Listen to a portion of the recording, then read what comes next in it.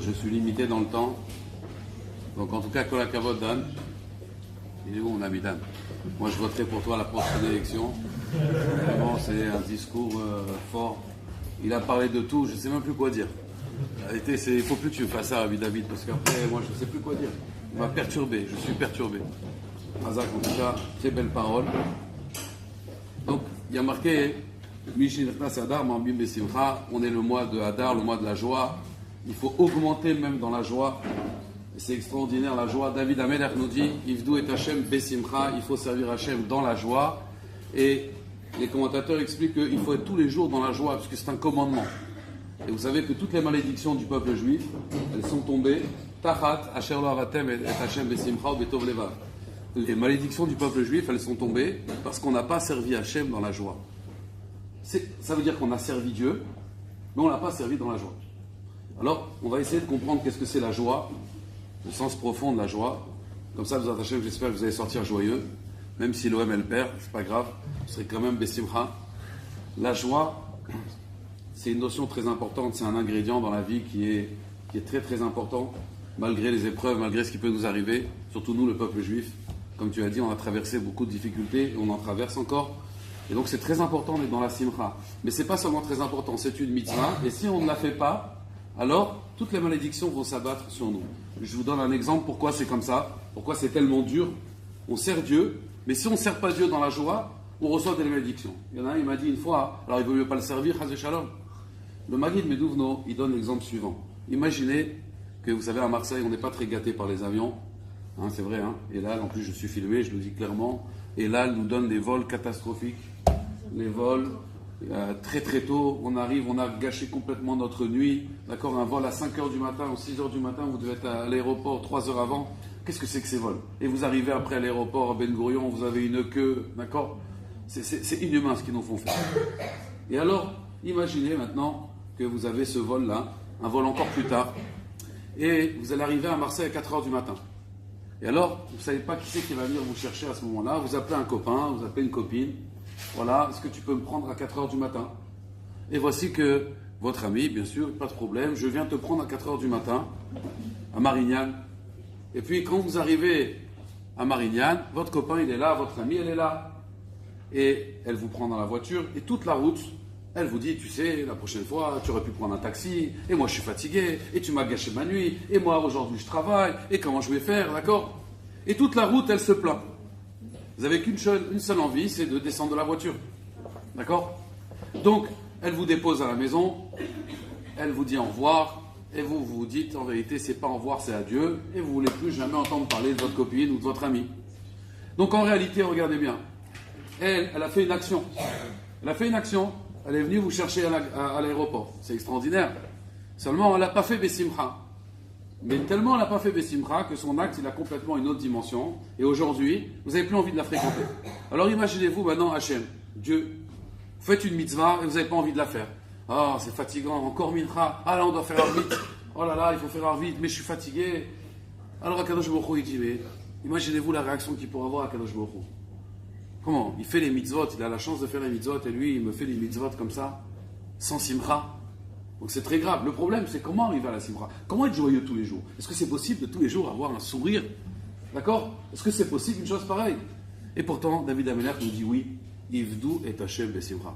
Alors il faut comprendre les yesod, le principe de la joie, et ne pas confondre justement la simcha et le oneg. Vous savez que Shabbat, il y a oneg Shabbat.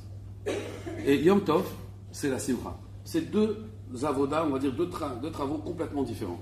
À Shabbat, c'est le oneg, Yom Tov, c'est la simcha. Et les gens, dans leur vie, ils confondent oneg et simcha. La simcha que je vous parle, la joie que je vous parle, c'est pas une joie qui va durer quelques minutes ou quelques secondes. Je vous parle d'une simcha qui va vous envahir, qui va durer des heures et des jours et des mois et des années. C'est de cette simcha que je parle. C'est pas du oneg, c'est pas du plaisir que je parle. Je parle de la vraie simcha. Alors, pour comprendre ça, il y a une Gemara dans Masechet Ketubot. La Gemara, elle ramène une discussion, une marloquette entre Bet Shammai et Bet Hillel. Alors, Ketzad Mirag Nifna Kala, vous savez que quand il y a un mariage, il y a une mitzvah d'être Mesamea Hatan Vekala. Il y a une mitzvah de réjouir le marié, le Khatan, et la Kala, et la mariée.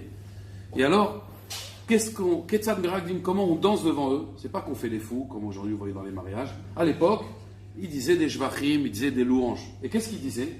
Ils disaient au khatan, Kala na'a vahasuda. C'est une belle kala, elle est belle, elle est gracieuse. Ça c'est Bet Hillel. Et Bet Shammai, ils disent, oui mais si elle n'est pas belle, si la kala n'est pas belle, alors ils disent Bet Shammai, Kala kemotchei. Il faut dire la kala comme elle est. Ça veut dire, imaginez-vous maintenant, elle a des beaux cheveux. Alors elle a des beaux cheveux, d'accord? Comme vous savez, quelqu'un il fait un chidour avec une fille, et puis ses copains lui demandent alors comment elle est. Il dit elle est sympathique. Déjà vous avez compris, on lui dit elle est sympathique, vous avez compris que, d'accord? Donc, elle est sympathique, elle est sérieuse, elle est studieuse, d'accord? Bon. Bet Shammai il dit, c'est ça qu'on doit dire. Bet Hillel il dit non. Même si elle n'est pas belle, il faut dire Kala naha vahasuda. Bet Shammai, ils disent à Bet Hillel, pourtant il y a marqué Midvar Sheker Tichak. Il faut s'éloigner du mensonge. Et alors, Bet Hillel, il lui ramène un machal, il lui dit un homme, il a acheté un objet au marché. On ne compare pas la femme à un objet, bien sûr, mais imaginez, un homme, il a acheté un objet au marché. Maintenant, il a acheté, il ne peut plus le rendre. Alors qu'est-ce qu'on va lui dire? Tu as fait une mauvaise affaire? Non, tu vas dire que tu as fait une bonne affaire. Donc Bet Hillel, ils permettent de mentir, quelque part, et de dire Kala naha vahasuda. Le Ben Ishraï, sur place, il dit en réalité, c'est pas un mensonge, c'est pas qu'ils permettent le mensonge, c'est qu'en réalité, ce khatan là, s'il s'est marié avec elle, c'est qu'il a trouvé Naha vahasuda, sinon il ne serait pas marié avec elle. C'est qu'il lui a trouvé quelque part une beauté, peut-être intérieure, je ne sais pas, mais il lui a trouvé quelque chose. Il l'a charmé, d'accord? C'est le contraire aussi pour les garçons. Hein, voilà, donc ça peut être aussi pareil, on doit dire aussi, d'après le Ritba, on dit aussi à la Kala, c'est un beau gosse, c'est un beau Hatan, même s'il n'est pas beau. Même s'il n'est pas beau. Pourquoi? Parce que la Kala, si elle s'est mariée avec lui, certainement qu'elle a trouvé beau. Donc c'est pas un mensonge. Parce que quelque part, on est en train de dire ce que lui pense, tout haut. D'accord? Maintenant, il faut comprendre une chose. Pourquoi c'est seulement, et on voit la mitzvah du mariage, on voit que toujours cette mitzvah-là, elle se fait besimcha. Toutes les autres mitzvot, il n'y a pas marqué qu'on doit mettre. C'est sûr qu'il faut faire la vodat Hashem besimcha, mais on n'a jamais vu quelqu'un qui met des tefillin, bien que la Gemara dans Brachot, on va peut-être ramener ce passage-là dans le 5e Pérec, elle parle de ça, mais en principe, quelqu'un met des tefillin, on n'a jamais vu quelqu'un, hein, et comme ça, et tout le monde dit, elles sont belles tes tefillin, d'accord? Pourquoi un tafka dans le mariage, il y a ce inyan de simcha? Il faut réjouir le khatan. Moi, je me rappelle une fois, il y avait un vieux Rosh Yeshiva, très très vieux Rosh Yeshiva, il est venu au mariage d'un ami à moi, et le pauvre, il ne pouvait pas danser. Il était vieux, il a dit amenez-moi le khatan. Le khatan il est venu, déjà rien qu'il a vu le rav, il était besimcha. Le rav il a dit lève ton bras. Le khatan il n'a pas compris, il a levé le bras, il lui a fait des chatouilles, il a rigolé, il a dit j'ai fait la mitzvah simcha tanvekala. Il a été avec elle la mitzvah, il a fait rire. Mais les massés, il faut comprendre pourquoi on est tellement obsédé de faire rire, et pas de faire rire en réalité, d'être messaméar, de réjouir le khatan et la kala. Il y a 7 jours de Sheva Brachot. 7 jours de Sheva Brachot. Et on rappelle dans les brachot la simcha qu'il avait Adam avec Chava, le couple idéal apparemment. Moi j'aurais pensé que c'était Abraham et Sarah. Quand même, ils ont vécu un siècle, ils n'avaient pas d'enfants. Après ils ont eu des enfants, ils ont construit le Ham Israël. Peut-être Yitzhak et Rivka. D'accord? Et pourtant, qui on a choisi? On a choisi Adam et Chava. C'est eux qu'on a choisi pour les Sheva Brachot. On parle uniquement de leur mariage. Et pourquoi le mariage doit tellement être les simcha? Alors il faut savoir une chose, c'est que qui était l'homme le plus heureux du monde? C'était Adam Arishon. Adam Arishon, c'était l'homme le plus saméach au monde. Pourquoi? Pas parce qu'il n'avait pas de belle-mère. C'est pas pour ça.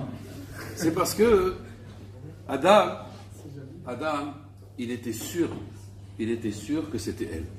Il n'y avait pas de doute, il n'y avait personne. Donc ça peut être qu'elle. En vérité, les Chachamim nous disent ça, je nous dis, El simcha ela be'atarat asfekot. Il n'y a de joie que s'il n'y a pas de doute.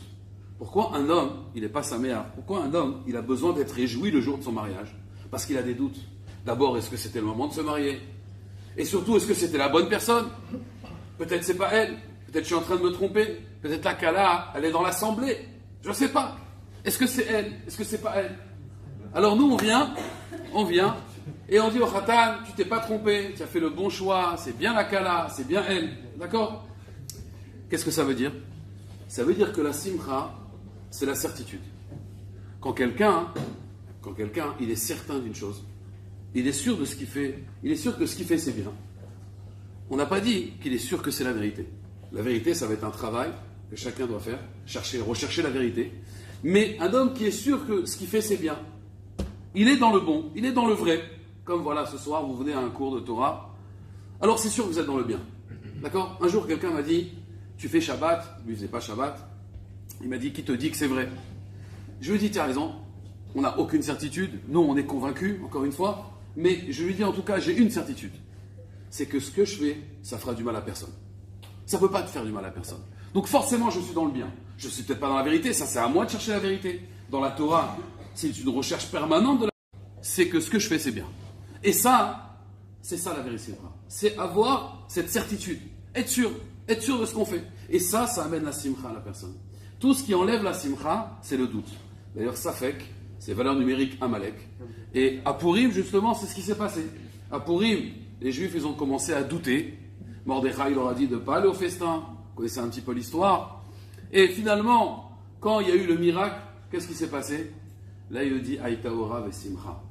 Les Juifs, ils ont eu de la simcha. Qu'est-ce que ça veut dire cette simcha-là? Et qu'aujourd'hui, Purim, c'est la fête de la simcha. La fête de la simcha, pourquoi? Parce qu'on n'avait plus de doute. On était certain. Quand on était certain, alors Amalek, il disparaît. Aman, il disparaît.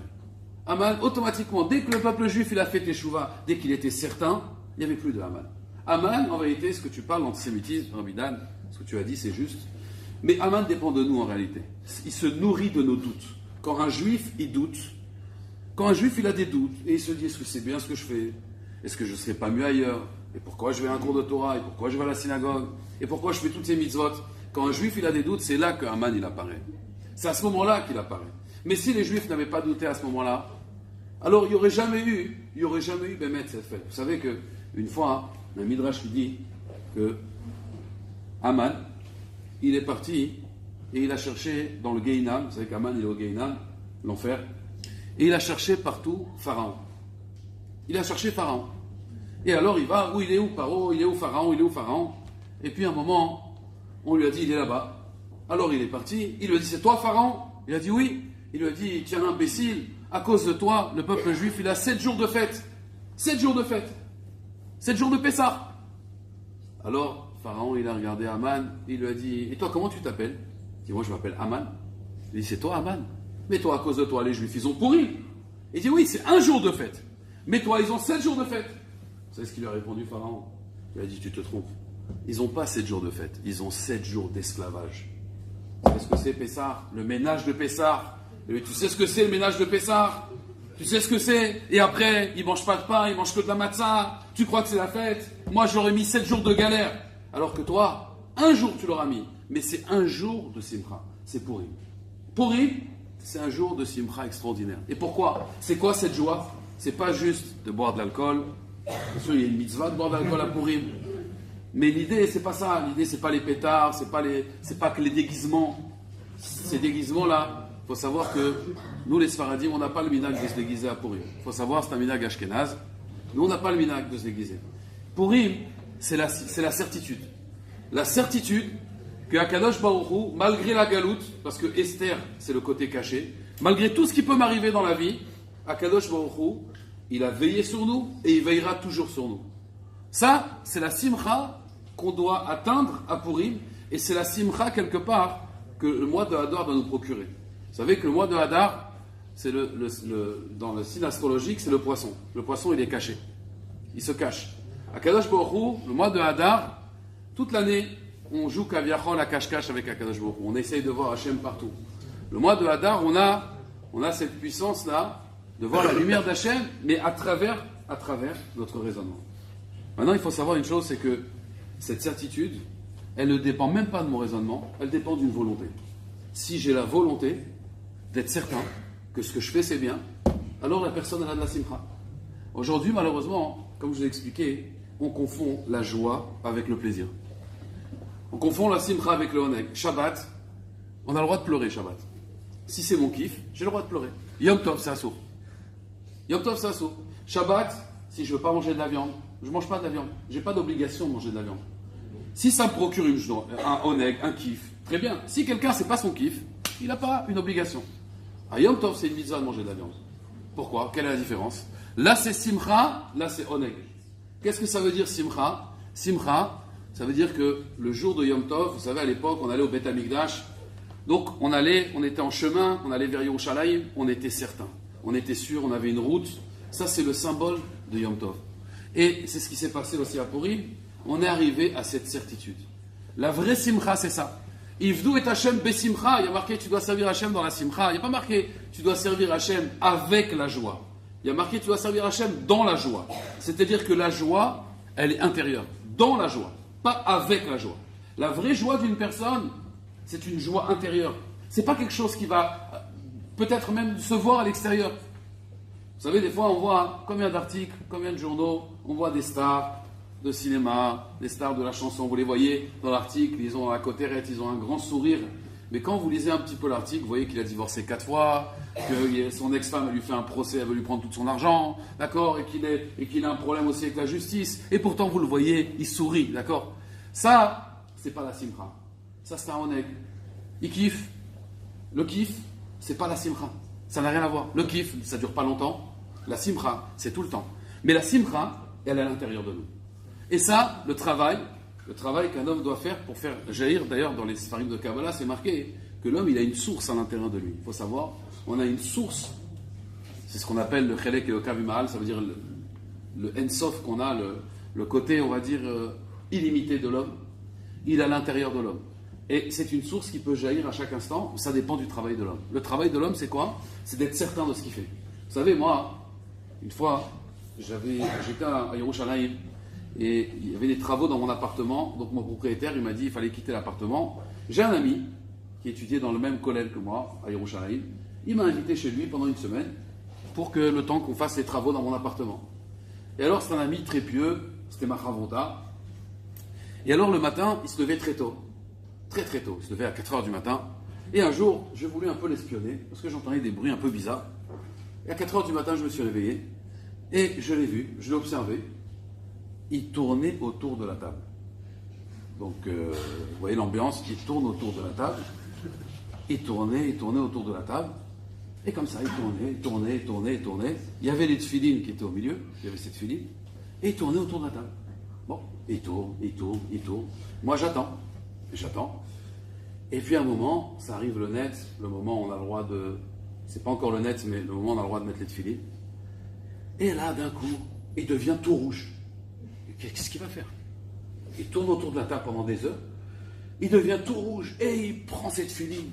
Et il fait une bracha. De ma vie, j'ai pas entendu une bracha comme ça. Avec une kavana. Mais alors, je vous assure, une pensée. Baruch ata Hashem. Il faut voir la bracha qu'il a fait, je crois qu'elle a ouvert tous les cieux. Bon, après la tfila, je lui ai demandé, je lui ai dit, qu'est-ce que tu fais? Raconte-moi, explique-moi. Peut-être qu'il a des problèmes psychologiques, je ne sais pas, ça se soigne, peut se faire suivre. Alors il m'a dit, voilà, moi, tous les matins, je ne veux pas mettre les tfilines par habitude. Il m'a dit, voilà, moi, je tourne autour de mes tfilines et je les regarde. Et je me dis, mais quelle chance j'ai de servir le Créateur du monde. Quelle chance extraordinaire. Comment? Si on voit le monde par satellite, il m'a dit, qu'est-ce que je suis? Je suis rien, je suis une poussière. On est inexistant. Il y a des milliards d'habitants sur Terre. Qui on est, nous, pour avoir le mérite de venir et de servir le Créateur du monde, celui qui régit le monde en plus à chaque instant? Mais quel mérite on a? Et il pleurait, je le voyais, il pleurait, il tournait autour. Et une fois que et il se travaillait sur lui en se disant quelle chance j'ai de servir Hachem. Et une fois qu'il est arrivé à cette simcha, quand il est arrivé à cette certitude qu'il a une chance extraordinaire, quand la joie elle monte, il m'a dit à ce moment-là, je prends les tefilines et je fais la bracha. Donc ça peut prendre du temps. Des fois c'est rapide, des fois ça lui prend du temps, parce que malheureusement il y a l'habitude. Et donc il m'a dit, moi, je ne veux pas m'habituer aux mitzvot. Tout ce qui enlève la joie, c'est l'habitude. Vous savez, au début, on achète une voiture. On fait attention, je connais les gens, hein, les sièges en plastique, là, ils laissent le plastique, d'accord, ils font attention. Et quand quelqu'un veut monter dans la voiture, attends, regarde tes chaussures, elles sont sales, d'accord. On fait très attention à chaque chose. Et puis au bout de 6 mois, on la garde n'importe comment, d'accord. On laisse des bouteilles, et la cigarette, et comment on la garde, la voiture. Et à la fin, la voiture, d'accord, on sait, qu'est-ce qui s'est passé? On s'est habitué. Le khatan et la kala, c'est pareil, puisqu'on a parlé du mariage. Khatan et la kala, au début, c'est des manières. D'accord, c'est des manières au début, et attends, moi je me rappelle, moi-même personnellement, on était au café avec ma femme, je lui avais écrasé le pied sans faire exprès. Elle m'a dit non, c'est pas grave, j'ai dit pardon. Elle m'a dit non, c'est moi, j'aurais pas dû mettre mon pied. Vous savez, C'est moi, j'avais renversé une fois un verre de coca, elle m'a dit c'est pas grave, Mina Shamaï, d'accord? Vous faites le film 20 ans après. Mais tu peux pas faire attention, non? Mais c'est pas possible, ça. Mais il est maladroit, hein? On s'est habitué. On s'habitue. Ce qu'il faut, le yesod du mariage, c'est quoi? Ma femme, elle me l'a pas fait, hein, après, je vous parle en général, hein. Ma femme, bon, c'est des chétreilles. Mais, je suis filmé en plus. Mais on va dire que le problème de l'habitude, ça enlève la simcha parce qu'on ne comprend plus, on n'a plus cette certitude de comprendre la chance qu'on a. La chance qu'on a d'être en vie. Vous savez que les enfants, eux, ils ont cette simcha naturelle. Un enfant, moi j'ai une petite fille, elle a 2 ans, elle imite la évête de tout. Ça veut dire, dès qu'elle voit quelque chose, elle est bessimcha. Elle voit un chat, elle dit, papa, le chat, regarde le chat. Non, le chat. Papa, le sable, elle prend le sable. Tout, pour elle, c'est extraordinaire, c'est une découverte, c'est d'accord? Et un enfant, il est joyeux, naturellement. Naturellement, il est joyeux, il est content. Et puis à un moment, il va grandir et on va lui dire, mais arrête d'être joyeux. On dirait un imbécile. Un imbécile heureux. Vous connaissez un imbécile heureux? Mais alors quoi, papa, il ne faut pas être joyeux? Il faut une raison d'être joyeux. Tu as gagné au loto, tu as eu une bonne note. D'accord? Il faut des raisons. Mais on ne se réjouit pas pour rien. Parce que le monde des adultes, il est trop sérieux. Quelqu'un, dehors, vous le voyez, il sourit. Vous dites, oula, celui-là, c'est soit un toxicomane, soit, d'accord? Et puis alors, imaginez-vous, vous lui demandez l'heure. Vous avez l'heure? Oui, bien sûr. Alors regardez, voilà, j'ai pu vous rendre service, je suis content. On est pour un fou. D'accord? Vous appelez les services, il faut l'interner, cet homme-là. Aujourd'hui, quelqu'un qui est joyeux, c'est un fou.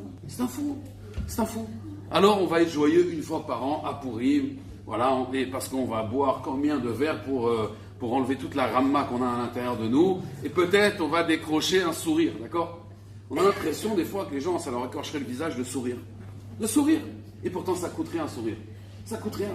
Mais pourquoi on n'arrive pas à sourire? Parce que la société nous a formatés comme ça. L'enfant, à la base, il est joyeux. Pourquoi?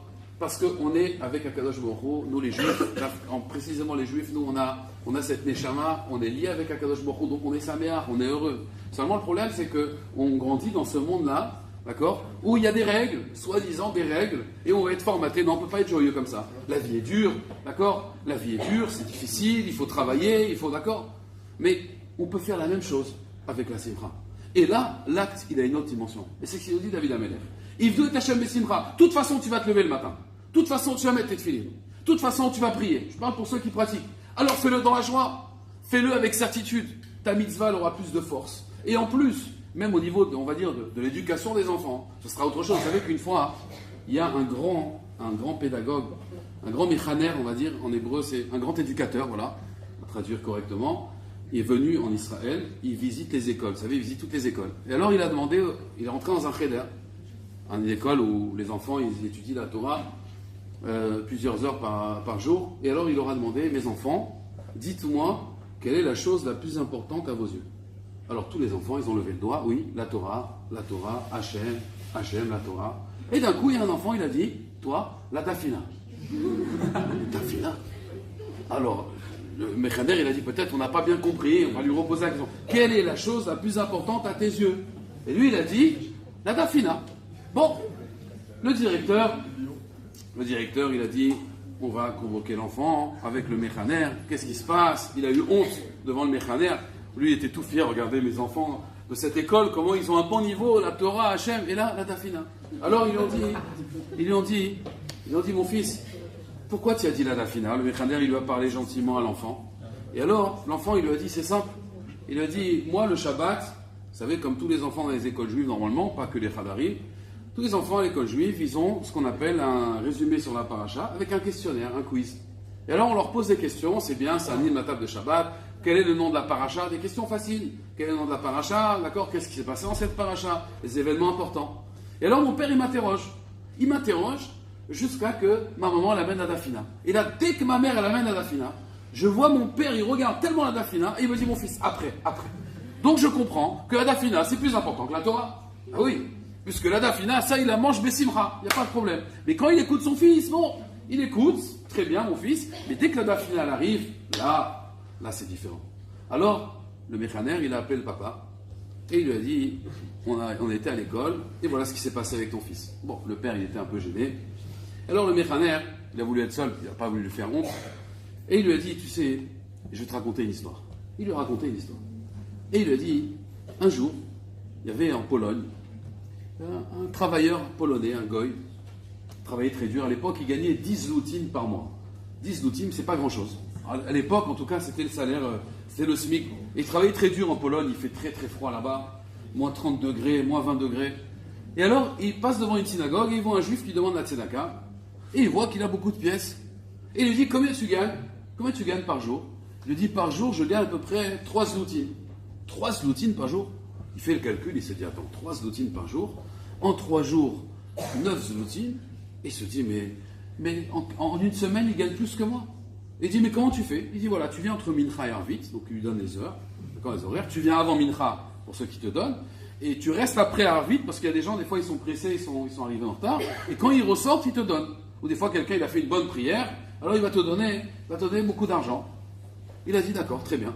Le lendemain matin, le goy polonais, il n'a pas été au travail, il a fait la grasse matinée, et il est arrivé à Mincha, il a mis une belle kippa, et il a investi, il a acheté une belle kippa, et il s'est mis à dire, mes pauvres, mes frères juifs, aidez un pauvre juif. Et alors ils lui ont donné, il a ramassé beaucoup de pièces. Mais il était triste. Pourquoi il était triste? Il dit parce qu'il a vu un pauvre là-bas à côté, et lui on lui donnait plus d'argent.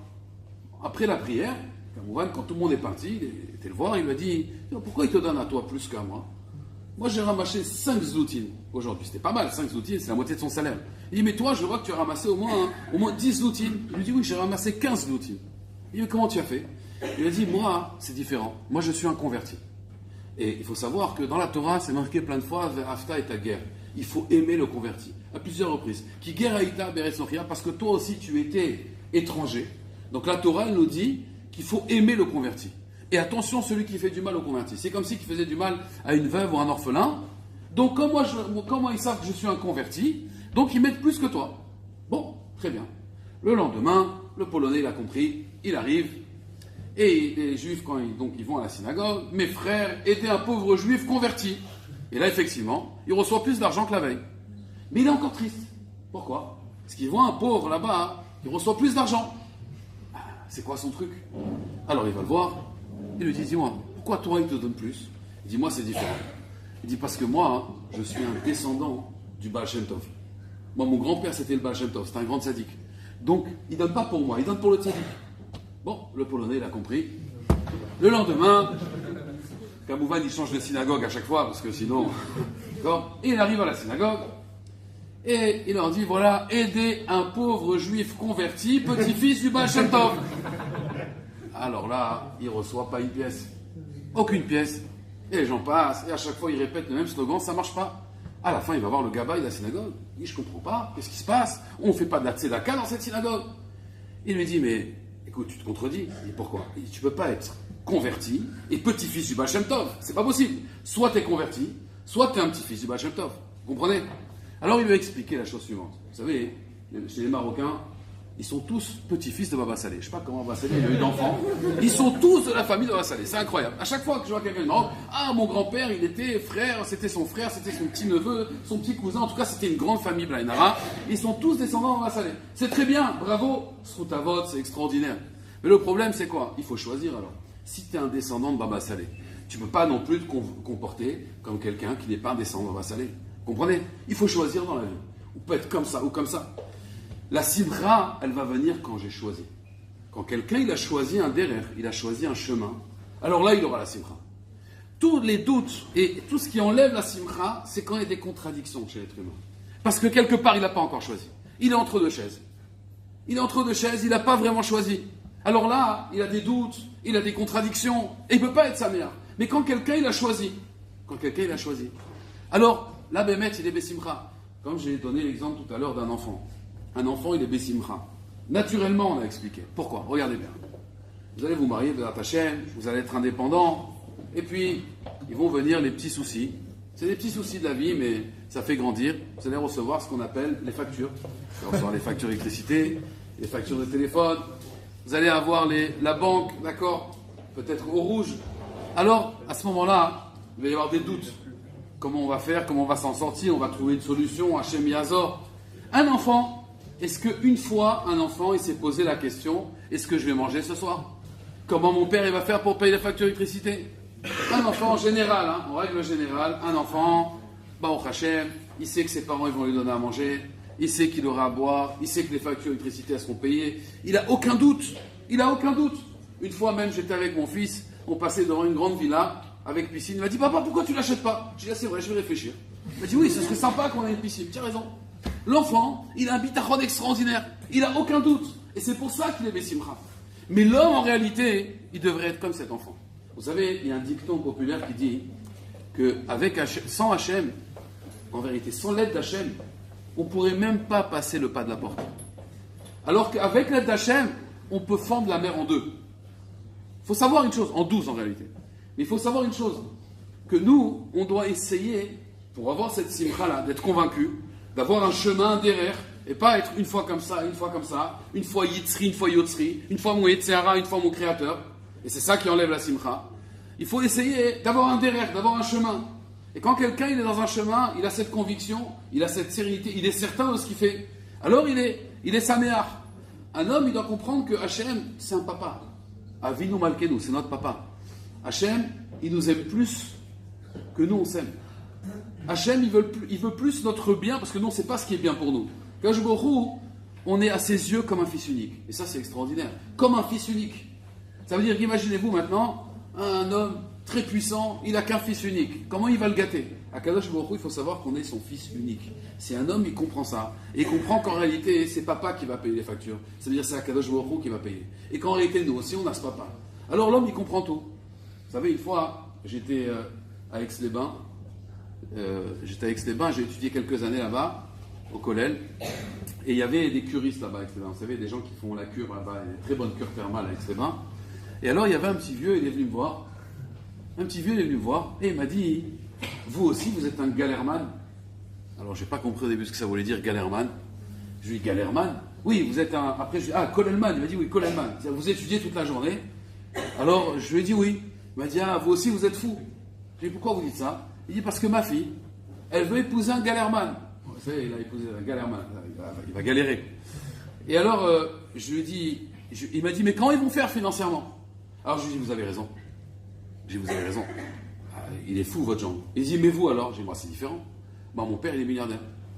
Ah, il m'a dit, d'accord. Ah, oui, là, je comprends. J'ai dit, mais il est inconscient, votre genre. Il faut le raisonner. Et oui, j'essaie de le raisonner. Il m'a dit, j'aime que nous, on s'aime. Hachem, il veut plus notre bien parce que nous, on ne sait pas ce qui est bien pour nous. Kadosh Baruch Hu, on est à ses yeux comme un fils unique. Et ça, c'est extraordinaire. Comme un fils unique. Ça veut dire qu'imaginez-vous maintenant, un homme très puissant, il n'a qu'un fils unique. Comment il va le gâter? À Kadosh Baruch Hu, il faut savoir qu'on est son fils unique. C'est un homme, il comprend ça. Et il comprend qu'en réalité, c'est papa qui va payer les factures. Ça veut dire que c'est Kadosh Baruch Hu qui va payer. Et qu'en réalité, nous aussi, on a ce papa. Alors l'homme, il comprend tout. Vous savez, une fois, j'étais à Aix-les-Bains. J'ai étudié quelques années là-bas, au Kollel. Et il y avait des curistes là-bas à Aix-les-Bains. Vous savez, des gens qui font la cure là-bas, une très bonne cure thermale à Aix-les-Bains. Et alors, il y avait un petit vieux, il est venu me voir. Et il m'a dit, vous aussi, vous êtes un galèrman. Alors, je n'ai pas compris au début ce que ça voulait dire, galèrman. Je lui ai dit, galèrman? Oui, vous êtes un... Après, je lui ai dit, Kollelman. Il m'a dit, oui, Kollelman. Vous étudiez toute la journée? Alors, je lui ai dit, oui. Il m'a dit, vous aussi, vous êtes fou. J'ai dit, pourquoi vous dites ça? Il dit, parce que ma fille, elle veut épouser un galèrman. Vous savez, il a épousé un galèrman. Il va galérer. Et alors, je lui ai dit... Il m'a dit, mais quand ils vont faire financièrement?